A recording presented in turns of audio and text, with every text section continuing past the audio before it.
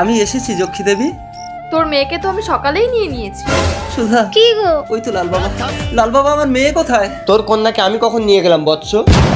সে কি সকালে? ওটা আমিই ছিলাম, আর আমি তোকে বলেছিলাম তোর মেয়ের মূর্তি বানাতে। আর তুই কি আমাকে বোকা ভেবেছিস? ওই মাটির মূর্তি নিয়ে আমাকে দিতে এসেছিস? ও তো জলে দিলেই গুলে যাবে। তোর মেয়ে এখন জলের তলায়। কি তুই আমার রূপ ধরে ছল করেছিস? আমি এখনই আহুতি যজ্ঞ করে সমস্ত দেবতাদের আহ্বান করব। না না সন্ন্যাসী, তাহলে যে মহাপ্রলয় হবে। তাহলে ওর সন্তানকে ফিরিয়ে দে।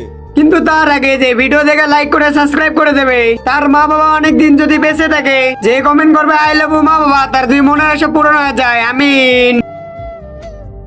অসম্ভব, সে তো এখন জলের তলায়, মৃত প্রায়।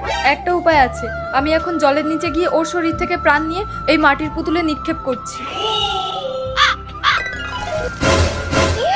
বাবা, অহনা, অহনা, মা। জয় মা যক্ষী দেবী।